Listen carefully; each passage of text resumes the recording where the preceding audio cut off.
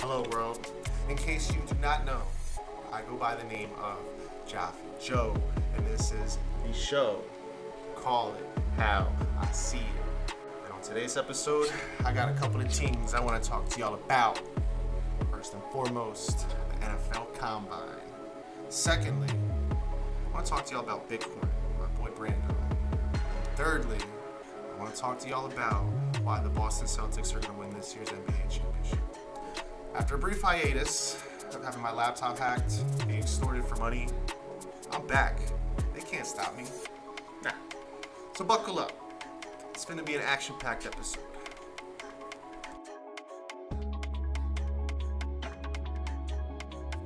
What up, world? I got my boy Glenn Pratt. He's back in the house. That's right. And we're here, and we're gonna talk about the NFL Combine, right? So, G, what you think, man? Well, the NFL's always keeping themselves in the loop one way or another, whether it be the draft, whether it be the combine, free agency. They always got their name out there. They're always being talked about it. Entertainment, man. It's an entertainment business. Yo, it is. They've turned the combine into it's like a mini-series, you know what I mean, within the whole system. No, for sure. I mean, they got all these drills. They got the 40-yard dash, got the bench press, got the vertical jump, broad jump, 3 cone drills, 20-yard shuttle, and a 60-yard shuttle. And they got all these drills, man. But, like, when it comes down to it, does this really prove who a football player is? Like, does, like, a number... You got the goods. Yeah. Yes. That's what Doesn't matter. That's what If that stuff translates, don't get me wrong. Right. God bless you. But like I said, who should be at this combine? I mean, they started this combine back in '87, right, in Indianapolis. It started in '82, the whole thought of a combine kind of drill kind of thing, and in '87 they moved to the Colts stadium. It was RCA Dome at the time. Yeah. But can you really tell a guy can play football from those drills? I mean, you got names: Tony Mandritz, Mamula, Vernon Golston, John Ross, guys who all set the combine on fire. Couldn't play. Yeah, Mike Mamula's a really good one, just because of the Eagles. They fell sucker and victim to that. So John Ross is another good one that's more common, and we know about that in the 40-yard dash. And what has he done, bro? Absolutely nothing. Playing the game's a whole different story. I mean, I look at the combine. Almost, how can you take that stuff? Football is a different animal. Yeah. Being athletic, being fast is one thing, but applying that on a football field's another. And not everybody, a lot of guys do make it. You got a lot of guys who look good doing these drills, but it's not their status gets elevated where they probably shouldn't have been picked where they were. You know what I'm saying? Depending on who you are. I mean, where do you want to go from?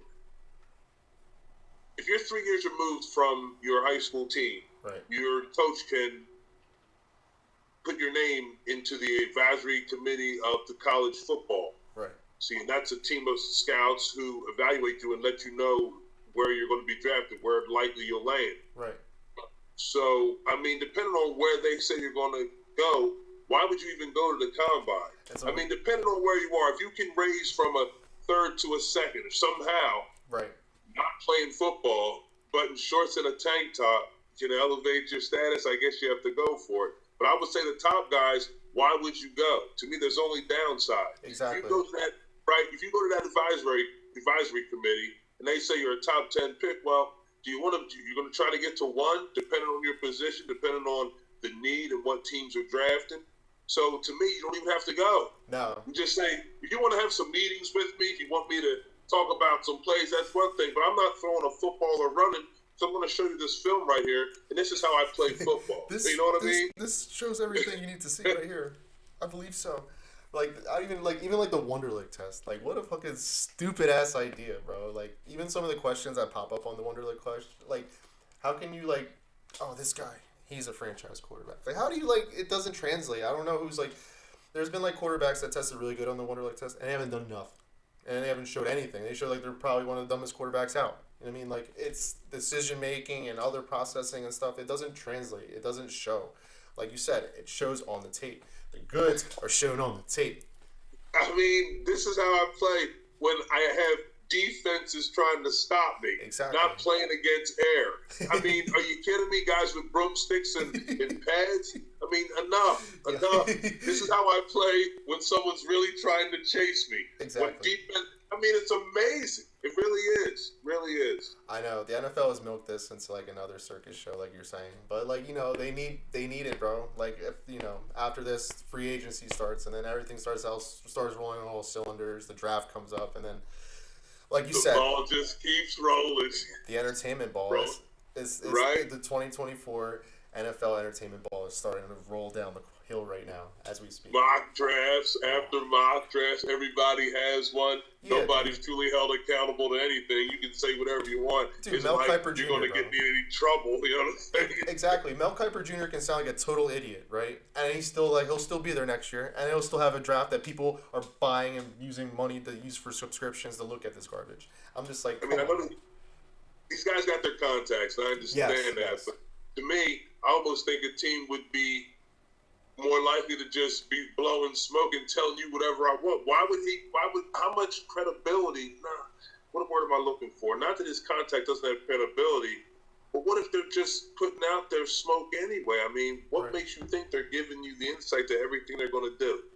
They're not. It's kind of like smoke and mirrors. You know what I mean? Like, you see the one thing, and then you see the other, and then you're just like, I guess that's right. You know, you can't really put your finger right on top of it, and it's just makes you wonder. And like, there's never really like a sure shot. You know what I mean? Like, in terms of a prospect, there's always a risk in terms. Rolling those dice. Yes, you are rolling the dice. It's a gamble. It is. It totally is a gamble. Like, it doesn't matter. Even the situation set up. Like, you as a franchise might have something that might prove to be worthy for a player to be there, but like, if it's not the right situation, you don't have the right players around him and group collectively, coaching wise, like, it's like you're throwing a dart in a freaking haystack, bro. It's not. Does it stick?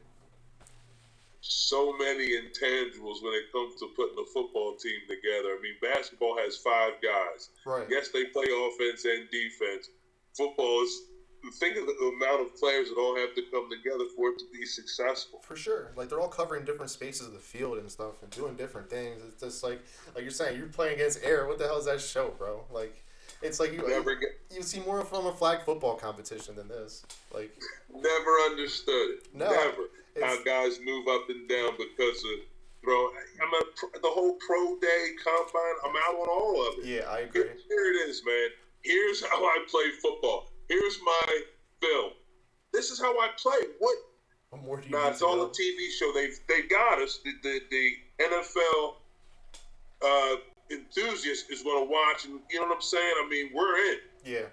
When it comes to them putting guys on their bench press and running fast, catching balls, we'll watch that. It's just like I said, it's a mini series that the NFL puts on every year, and we all tune in. What do they call it? The Underwear Olympics? Did you hear about that? That's what, right. Come on. It means nothing going forward. I would almost argue that if you took a guy and had someone chasing him, he'd probably run faster. Yeah. Even if you were running next to somebody, you'd probably run faster. I agree 1,000%. You know, so when it comes to somebody's chasing you, you may run faster. Exactly. I just think that's not factored in when it comes to this whole combine thing. It's a whole different world. I know, it's Can just you a number. kick that ball with someone trying to defend you? Yes. Whether you can catch it or not in an undefended environment, how does that tell me you can play? I agree. Because you can run a 4.240, John Ross. Yeah. Can you impact the game with that speed? Yeah, bro. We didn't even. A player like him had a hard time staying on the field. Couldn't even see the field afterwards. It's just like that 4.24 doesn't matter. Does not matter. It doesn't. Like, it was very little impact. Very little. For sure, and it just you just see it. But I guess there's like, for maybe like a later round pick to like we were saying, like if you're like a late round or a 3rd round pick trying to get more exposure, and I mean, like, I guess it helps putting more light into doing these drills. But like the fringe definitely benefit, and it has shown over history that you can influence these executives and these guys making the decisions. So if that's the case, depending on your situation, I'll be there. Other guys, I don't need to throw. Yeah. I don't need to run. This is how I play. You know what I mean? It's almost like playing the bowl game. These guys don't even want to play in that anymore either. You know what I mean? Like, they're just like, meh, I'm okay.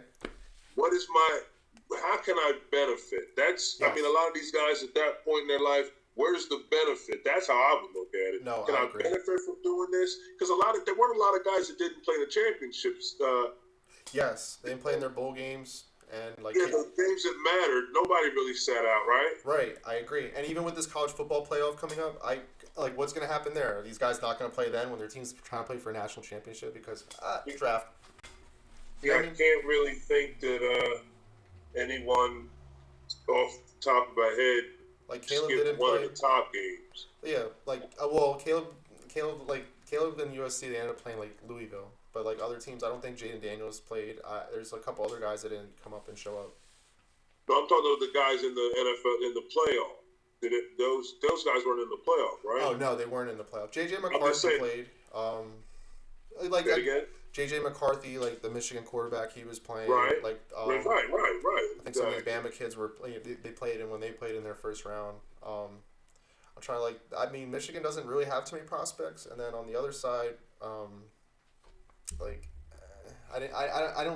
guess there wasn't any top notch talent like that. Right, that's what I'm saying. I mean, were those guys that benefited them to play. Right. But I don't think a top guy would sit out though. I think if Caleb Williams was in this playoff, he wouldn't have sat out. You think so? I hate to see that. I hate to see that ruin future, because they're really banking a lot of money on this college playoff. I would hate to see prospects sit out because of this. That would be really crazy. No. The guys that they're playing in the Starburst Bowl. That guy, he's sitting out. You know what I'm saying? When it comes down to the big bowls, no, them guys ain't sitting out. Man. No, I agree. I definitely, especially with the NIL money too. I mean, there's a lot of riding on that for more exposure being in the playoffs and stuff in the future. A lot of factors. Yeah, there is definitely a lot of factors, but I think we can say that the NFL Combine really isn't a factor, or really, unless you're on the fringe, it doesn't really matter, man. It really doesn't benefit you, man. All you got to do is be a top pick, miss a couple of throws. Next thing you know, you're inaccurate. You know what I mean? Well, you really need that. I remember Teddy Bridgewater. He did horrible, and he did even worse at his pro day. That really, it hurt him. But a player I guess a player like Anthony Richardson, it helped solidify him being a top 5 pick. But well, he was going into the draft with a lot of question marks. Right. He didn't really light the world on fire. There, he had moments that made you think, "Wow, does this guy have something?" Right. So, once the combine came, it gave you some kind of, if that's what you want to call it again. Like I said, it worked in his favor. So, I guess we just got to take it for what it really is. It's just not TV show, man. TV show. How many times can you bet? How fast are you? It's all crucial. All crucial. For sure. Like you said, just a big TV show. It is. But we'll leave it at that note, Glenn. Yeah.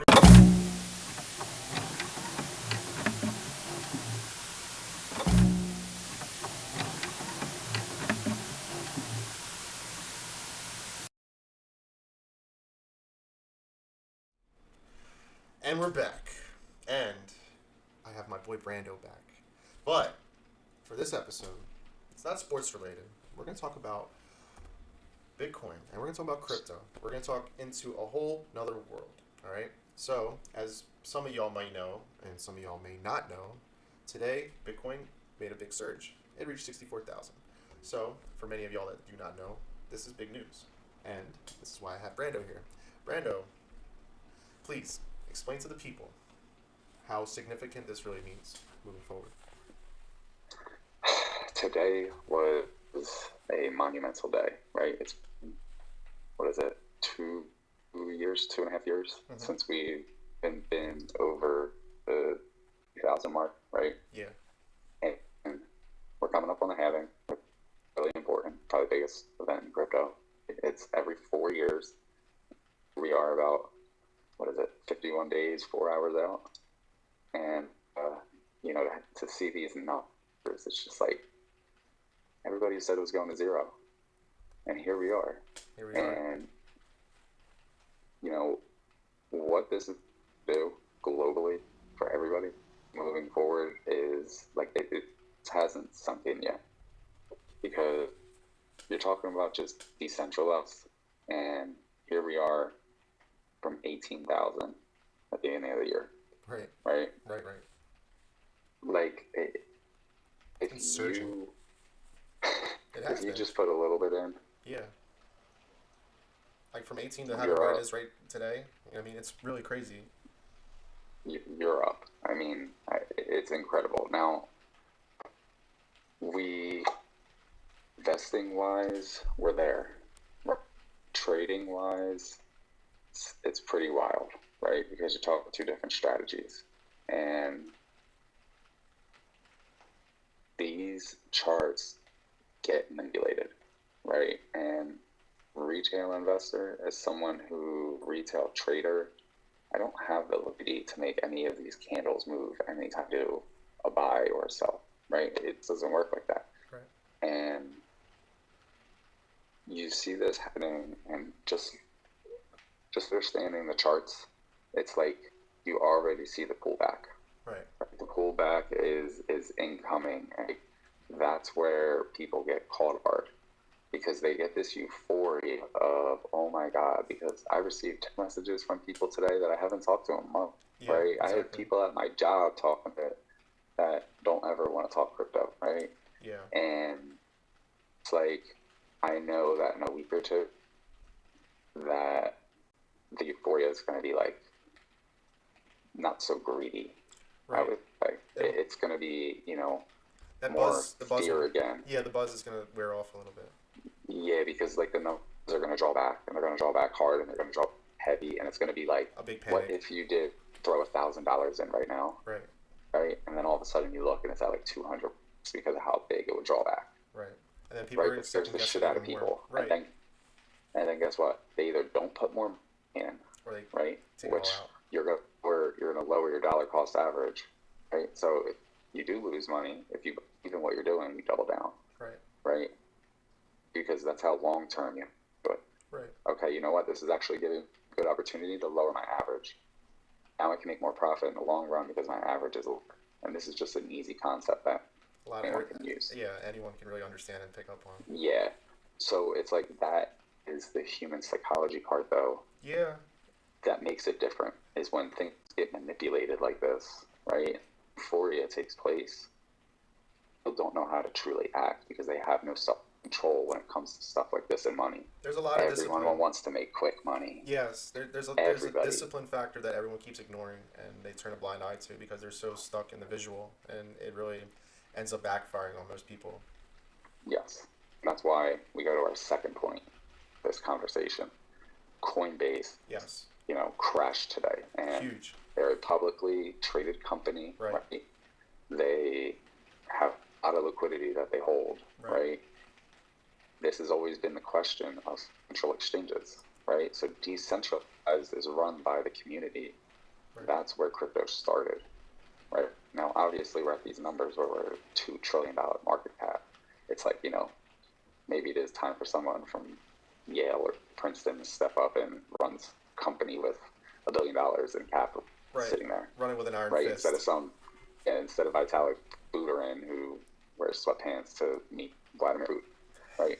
So you see again how this manipulation happens, and it's like me being into the markets, how I'm into it. You know, you see $640 million in liquidations today, right?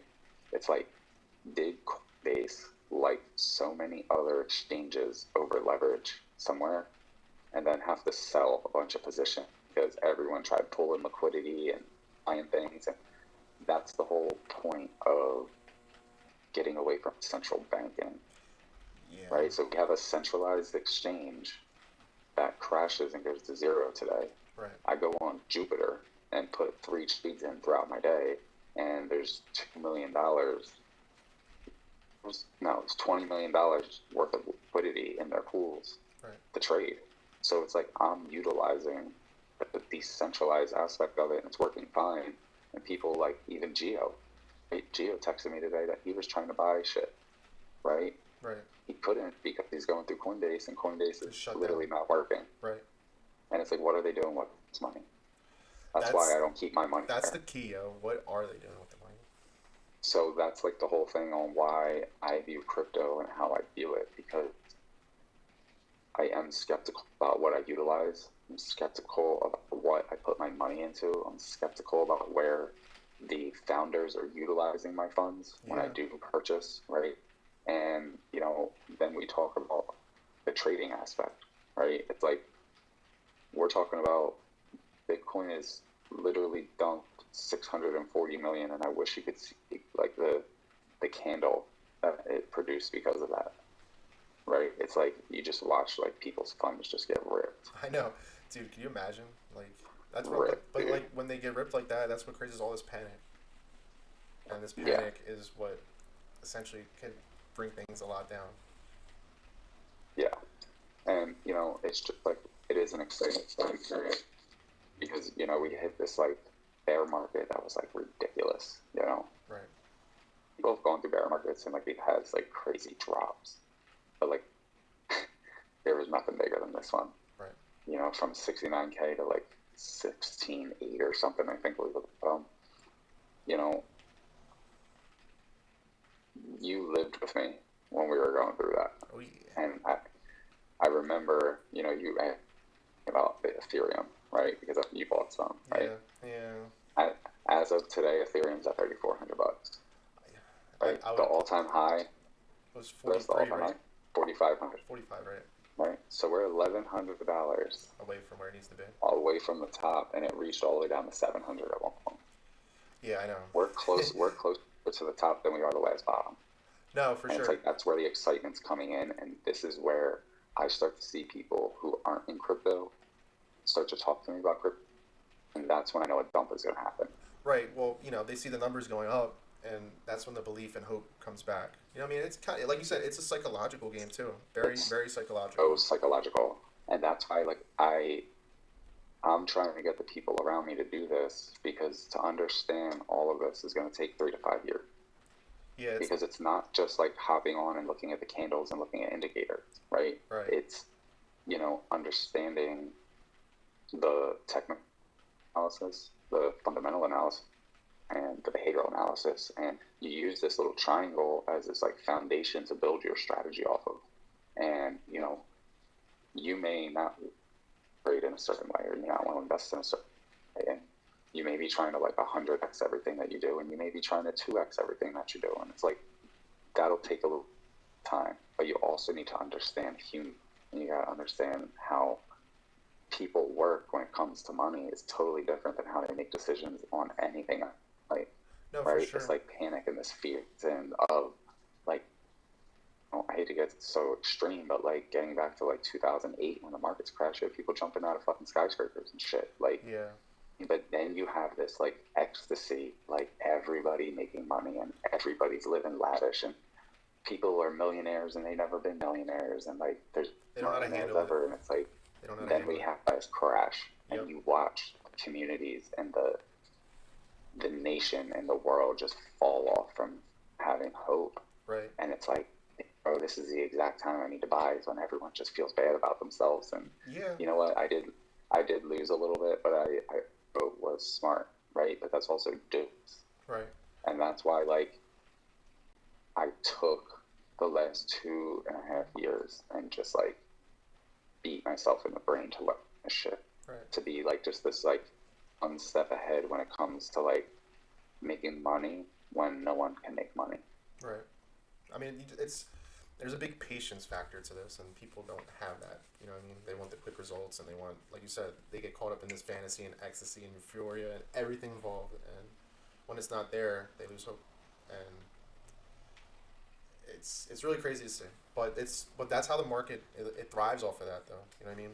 And that's what helps make the market what it is. Unfortunately, it's him. And then what they do, and then on, you know, you can go into like all the other news that, right? It just like sets fear on fear on fear into people all day long, and people just get scared, and you know they do something, and then they manipulate it in this way, and then all of a sudden people get like position moved, and all of a sudden they panic, right? Or a position moves, and all of a sudden they get like euphoric, and then they don't sell. Right. Like, we're going to the top, and the next thing you know, and just liquidates. And then they're mad at themselves and stop doing it, or if you lose a whole bunch of money and you just stop.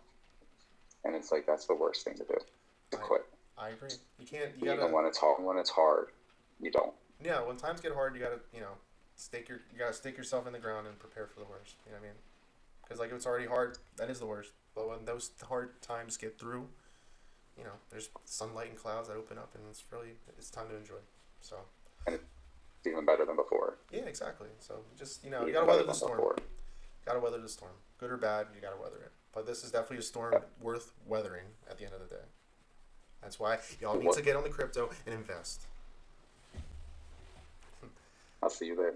Yes, absolutely.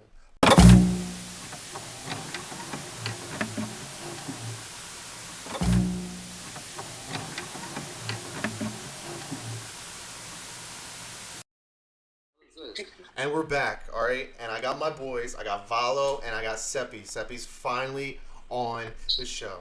Yes. AKA Chris. Sorry, Chris. Yo. All right, guys. I brought you here because we're going to talk basketball because there ain't really much going on in sports right now, all right? So, after what I saw last night, after I saw the Sixers try to put up an effort against the Celtics, I think the Celtics are going to be the champs. What do you guys think? Am I wrong? You want to go first, Joe, or you want me to do it? Go ahead, Valo. Tell me what you think. Who's gonna win the title? So can go first. Okay. Don't go all jump at once. The Celtics are going to win the championship. That's a hot take. I ain't going to hold you. It sounds like a logical take, but at the end of the day, I think it's been proven that when it's really time to get things together and time to show up, the main player on that roster does not show up. And I'm talking about Jason Tatum. Jason Tatum, for the past, 8 years now, has always been looked as that guy. He's going to be the guy that's going to lead us to the championship. He's going to lead us to do this and that. But why is he the main guy when Jaylen Brown's doing way better when it actually matters? Because Jaylen Brown's one-dimensional. Second option, we might as well just start running the offense around Jaylen Brown. He has way more heart and way more. To be honest, the offensive game look a little better than Jason. Like, what does Jason do? What does he fucking do? He tries to emulate Kobe's, try to shoot the three, have 30 points, and then what is he doing when it's crunch time? He doesn't do anything. I mean, he had a good game 7 last year. Time they was in the finals, we saw that. When they motherfucking shit the bed. Yeah, I mean, when they didn't beat the Heat. Yeah, exactly. That's another. Like, come on now. You're supposed to be that guy. Yeah, but you want to do all this. You want to call Kobe Bryant. You want to send text messages, all this type of shit. Kobe be looking at your ass right now, talking about what the fuck are you doing? What's going on here? You were trying to beat me, but you can't beat me. But because you don't have the heart for it.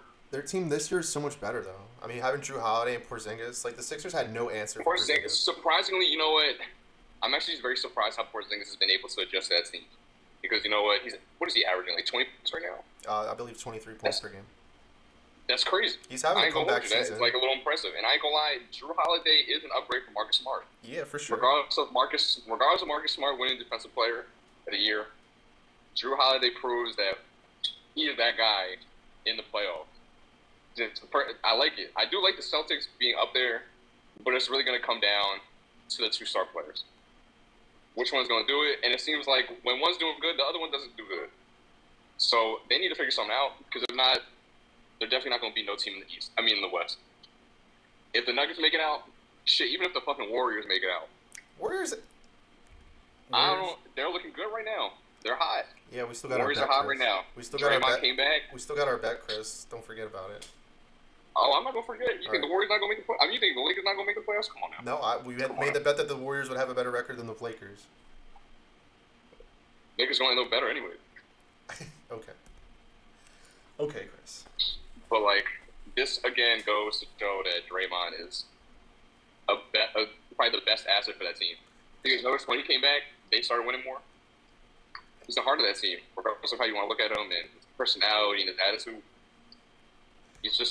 He's just that guy. But against He's the that guy for Warriors, bro. I mean, against the Celtics, dude, they're gonna get smashed, bro. And plus, most of these games that the freaking Warriors have been winning, they've been like scrapping wins, bro. It's not like they've been winning convincingly. Like, you know what I mean? Like they're on a little bit of win. They were like at like the 13th seed at one point. They were like 12. They was down. They're making up they ground. Were really down. They are making up ground. Don't get me wrong, but like they'll be the 10th team if that, and that's it. But I think they'll be ahead of the Lakers. 10th team? I don't know, bro. They probably end up 7th, 60 maybe. We'll see. Well, time will We'll see tell. what happens. But We'll see what Mr. Valo, as you smoke your backwood, what do you think? If they're gonna win the championship, Yes, the Celtics, the C's. Are they going to win their 15th championship? I'd still put the Nuggets over them, but I think they have an easy. They easily have the best roster in the league Right. on paper. Best roster in the league. Chris said Jason Tatum's been the man for 8 years. No, he hasn't. He's been the man for what? 3 years. He hasn't been the man for 8 Years? Yeah, get that tricep extension going there. 4 years? That's crazy. player. The first year was Kyrie's team. So Get that hold tricep on. extension. You're saying First year Kyrie team. it was Kyrie's team that 1 year. He was a rookie. I don't know about The year that that. he got traded, bro, that team was Jason Tatum's the year before that when they went against LeBron in 2018. He been that guy. He's been that guy. And if Kyrie can't even hold that team together because he's fucking injured. It was his. How was it Kyrie's team? Kyrie got- It was never Kyrie's team. He was an addition. He was an addition to that team. It was never his team. Jason Tatum was a third pick.